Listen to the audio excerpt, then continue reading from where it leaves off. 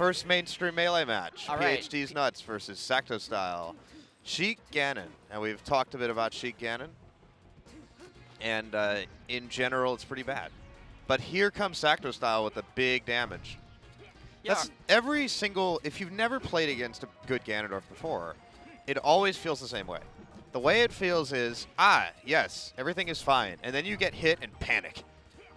Because there's these huge, huge, huge hitboxes that all do 20 that he can just put out everywhere around him. He can't move very well with them. Sick roll read by PhDs. Yeah, that was a really, really beautiful roll read. I think you kind of have it like pretty much summed up perfectly. Like just like when you play him, you think like, oh yeah, he's slow. I can kind of zone him out well.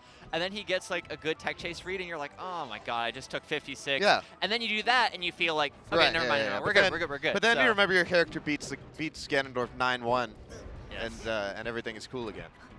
Yeah, he's definitely one of those characters where it really feels like you can leverage so much if you kind of have your opponent downloaded, but then like on the surface, like that's even more true for Sheik. So it's kind of an uphill battle, but I feel like sometimes people respect Ganondorf a little bit too much because of that. Yeah, yeah, absolutely.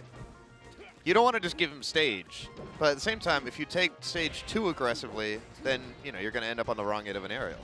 Absolutely, and I feel he's kind of got like more vulnerabilities than a character like Fox, slower speed than a character like Fox, but yet people are so used to fighting Fox that they are way more willing to kind of just go in and go aggressive. I agree with the notion that Ganondorf is worse than Fox. As Sacto Style takes his first stock of the set. Yeah, actually. But you know what I mean? Oh, aerial side B. Is he going to get punished for it? No, that's a 16. That's clean 16, man. Oh my god, and he goes for another grounded side B.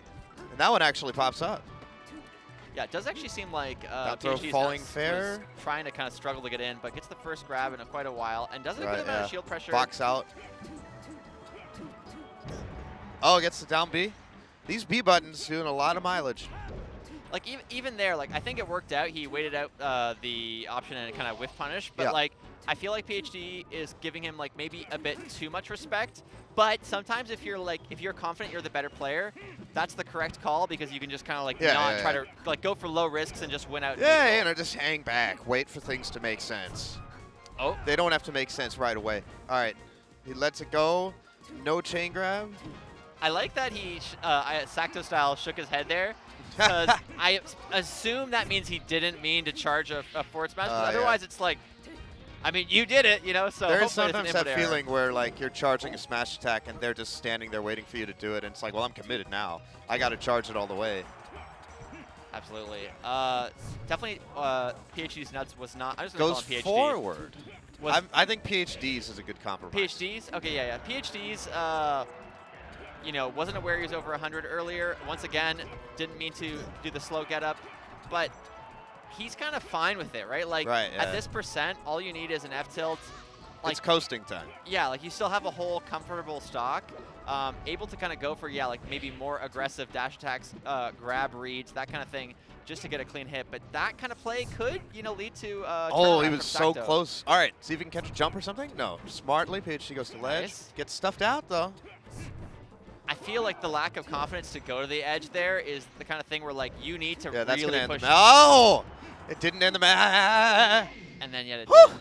Yeah, I feel like if you're in that situation, just in general against Sheik, there's a thing that I would say like separates the great players from the good players, which is like immediately being able to grab ledge because like number one, you can kind of punish the whole Shino stall thing. Like if you have the timing down perfect, you get the fast fall. You do that, but even just like Sheik's like to kind of play that M2K, I'm grabbing the ledge, I'm chilling style, and like you can punish that just by being confident on the edge and not worrying about the gimp.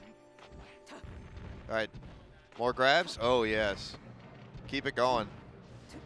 Catch a jump. That's good enough. He'll hit him. All right, and that'll be the stock. Yeah. I like the reverse fair there, just making it even a little easier than having to kind of refresh and go through it again. Technically not a zero death, but certainly a dominant first stock from PhDs. And another grab, go for up smash. Oh, no. Nice slide off from Sacto Style. Yeah, definitely. Gets the D smash. Sacto kind of looking a little bit confused, going for these kind of hard read, what's it called, smash attacks, and then like kind of shaking his own head after he does them. Yeah. Oh man. First real opening though from Sacto. Kind kind of gets screwed by the needles a little. He got like the dare, but then the needles put him in lag, and PHDeez was able to tech. Needles are definitely one of those projectiles that is both incredibly powerful, but also like weirdly janky. Like the needle RNG, for people who aren't aware, it's kind of one of the few things where like the way the needles fall is kind of random, and then because of they like stay in the ground, so like you said, like they can kind of interrupt attacks in a weird way. These smash attacks are just not working out for Sacto at all. Absolutely.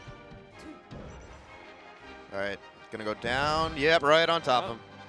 Gets his read with the down B. D-throw fair will kill though, and PHDeez working on a 4-stock. And I think he honestly easily could get it just because, again, the smash attacks, like I feel like they're not really based on any kind of read, or they're just sort of kind of random. It's like you have to find some way to. It's like in Slay the Spire, the roguelike. You have to find some way to scale. You know, like in any deck builder and in any melee game, you have to like in working on your game plan as Sacto avoids the 4-stock. In working at your game plan, you have to find a ramp to go up, a way to progress, and you can only take smash attacks so far. Well, especially smash attacks that aren't really like built off of anything. That's the edge guard stuff I was talking about, by the way. Yeah, absolutely. Just the needles. There's such an awkward interaction.